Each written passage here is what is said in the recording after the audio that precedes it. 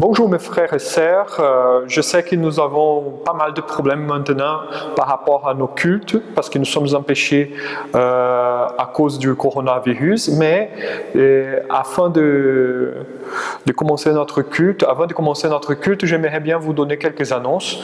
Je vous rappelle qu'il n'y aura plus de culte jusqu'au moment que le président de la République se manifeste en nous donnant la permission pour refaire nos rencontres hebdomadaires. Et je voudrais profiter aussi pour vous signaler que voilà, je suis toujours à disposition. Si vous avez besoin de quoi que ce soit, vous pouvez me rejoindre au téléphone ou m'envoyer un mail, que je suis toujours là au presbytère. En plus, j'aimerais bien vous dire que l'Église n'est pas subventionnée par l'État et donc là, je vous encourage à continuer vos offrandes et vos dons à l'Église afin que nous puissions maintenir toutes les choses ici pendant ce temps de confinement. En plus, donc, je vais vous envoyer les RIB et les coordonnées de l'Église par WhatsApp ou par mail, que je vous encourage à vraiment nous soutenir. L'État ne subventionne pas nos endroits et non plus mon salaire en tant que pasteur. Donc, je dépends vraiment de vous à ce moment-là et donc c'est ça que j'aimerais bien vous encourager, vous prévenir que nous avons ces soucis maintenant. Alors, c'est les annonces que j'ai pour vous donner. En plus, donc, je vous invite maintenant à commencer notre culte au Seigneur. Et je vous propose une lecture de la parole de Dieu dans les psaumes 99, où la parole de Dieu nous enseigne, nous encourage à louer le Seigneur, à honorer notre Dieu, car il est celui qui règne. Et c'est là une chose que nous devons mettre dans notre tête, garder dans notre cœur maintenant, car ce temps que nous passons, il est tellement compliqué. Et la bonne perspective pour faire face à tous les défis de ce temps, c'est justement tout d'abord considérer que Dieu, il est celui qui règne au-dessus de toutes les choses. C'est pour ça que le psalmiste, il dit « L'Éternel règne. Le peuple tremble, il siège entre les chérubins. La terre tremble, l'Éternel est grand dans Sion. Il domine tous les peuples. Qu'on célèbre ton nom grand et redoutable, il est saint. Qu'on célèbre la force du roi qui aime le droit. Tu établis l'équité, tu exerces le droit et la justice en Jacob. Proclamez la grandeur de l'Éternel, notre Dieu, et prosternez-vous à ses pieds, il est saint. Moïse et Aaron parmi ses prêtres et Samuel parmi ceux qui faisaient appel à son nom s'adressaient à l'Éternel, il les exauçait. Il leur parlait dans la colonne de nuée. Ils ont respecté ses commandements et la loi qu'il leur avait donnée. Éternel, notre Dieu, tu les as exaucés. Tu as été pour eux un Dieu de pardon, mais tu les as punis de leurs fautes. Proclamez la grandeur de l'Éternel, notre Dieu, et prosternez-vous sur la montagne sainte, car il est saint, l'Éternel, notre Dieu. Comme vous pouvez voir, mes frères et sœurs, Dieu est un Dieu saint, il règne, il est au-dessus de toutes les choses. Et le coronavirus n'est pas un problème pour lui, car c'est lui qui commande toutes les choses. Et donc là, on voit justement que Dieu, il est redoutable et que nous devons le louer, car il est celui qui commande, il est le souverain. Et quand même, les psalmistes font mention justement des trois personnages de la parole de l'Ancien Testament. Il s'agit de Moïse, d'Aaron et de Samuel, que Dieu exauçait quand même ses prières.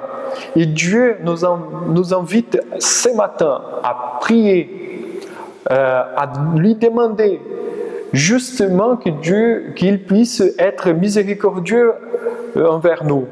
Même si ces hommes-là qui sont mentionnés ont été des hommes saints, des hommes parfaits dans sa manière d'agir, quand même, Dieu les reprendrait, Dieu les châtiait, car ils sont nés en péché. On voit ici la miséricorde de Dieu dans le même temps de sa justice. Dieu, il est celui qui conduit et Dieu, il est en train de nous conduire pendant la vallée de l'ombre de la mort maintenant avec toutes ces choses qui se passent dans notre vie quotidienne. Et pourquoi? Simplement pour que nous puissions être plus attachés à lui davantage.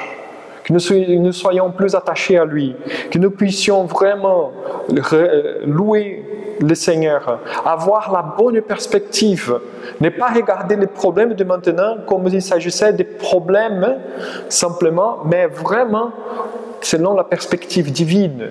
Il règne, il est majestueux, il est glorieux. Donc je vous invite à la prière maintenant. Notre Dieu, notre Père, nous te rendons grâce pour l'opportunité et le privilège de te servir, de reconnaître, Seigneur, que tu es le Saint, tu es celui qui est souverain. Et nous te demandons humblement maintenant, Seigneur, que ton nom soit glorifié par nous, Seigneur.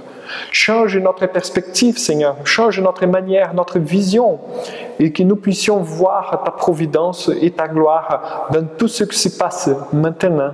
C'est au nom de Jésus que nous prions. Amen. Voici ce que la parole nous montre en tant que Dieu est celui qui règne, il est majestueux, il est celui qui contrôle toutes les choses et nous devons le louer car il règne, il est assis sur son trône. Je vous invite pour voir les problèmes que nous avons aujourd'hui. Justement, en seconde, dans le second livre des Chroniques, le chapitre 7, c'est le moment que Salomon va faire la consacration du temple qu'il vient de construire à Dieu. Et là, dans le chapitre 7, dans le second livre des Chroniques, à partir du verset 11 jusqu'au verset 15, Dieu parle à Salomon. Et il donne des avertissements à Salomon et des promesses aussi. Et là, je voudrais vous lire un passage très connu dans l'Écriture. Lorsque Dieu parle à Salomon, il dit « Lorsque Salomon eut terminé la maison de l'Éternel et le palais royal, et qu'il eut réussi à accomplir tout ce qu'il avait décidé de faire dans la maison de l'Éternel et dans sa propre maison, l'Éternel lui apparut pendant la nuit et lui dit « J'exauce ta prière et j'ai choisi cet endroit comme le temple où l'on devra m'offrir des sacrifices. » Quand je fermerai les ciels et qu'il n'y aura pas de pluie, quand j'ordonnerai aux sauterelles de dévorer le pays, quand j'enverrai la peste parmi mon peuple, si mon peuple s'humilie, prie et me cherche, et il renonce à ses mauvaises voies, je l'écouterai du haut du ciel et je lui pardonnerai son péché et je guérirai son pays. Désormais, mes yeux seront ouverts et mes oreilles attentives à la prière faite à cet endroit. Maintenant, j'ai choisi et je consacre cette maison pour que mon nom y réside éternellement. Et j'y aurai toujours mes yeux et mon cœur. Quant à moi, si tu marches devant moi, comme l'a fait ton père David, en accomplissant tout ce que je t'ai commandé, si tu respectes mes prescriptions et mes règles, j'affirmerai ton autorité royale, comme je l'ai promis par l'alliance à ton père David. Voici la parole de l'Éternel. Il montre que sa présence, elle est toujours là dans le temple. Aujourd'hui, il n'y a plus de temple, mais nous sommes le temple de l'Esprit Saint. Nous sommes devenus les temples de Dieu. Et Dieu nous fait la promesse que ses yeux sont là sur nous. Et ses oreilles sont attentives à nos prières. Et si vous avez bien vu dans les textes, le texte nous enseigne que les mauvaises choses arrivent justement car les gens se sont éloignés de Dieu. C'est pour ça qu'il promet, il fait la promesse d'abord de pardonner leurs péchés et après guérir le pays. Maintenant, nous voyons autour de nous les catastrophes qui arrivent, des moments de difficulté avec toutes ces choses qui se passent, mais il faut regarder à l'intérieur de nous-mêmes si nous n'avons pas brisé l'alliance. Et normalement, nous avons brisé l'alliance. C'est ça que nous sommes appelés maintenant à regretter nos péchés et aussi à inviter les autres personnes à regretter ses péchés. Et c'est ça notre but maintenant, de regretter, de s'humilier devant Dieu. Et c'est pour ça que je vous invite à prier, à reconnaître Dieu comme le Seigneur. Notre Dieu et notre Père, nous te demandons humblement, pardonne-nous, Seigneur, de nos offenses. Pardonne, Seigneur, toutes les fois que nous avons brisé ton alliance. Et qu'ainsi, Seigneur, nous puissions avoir une vie renouvelée en toi qui glorifie ton nom. C'est au nom de Jésus que nous prions. Amen.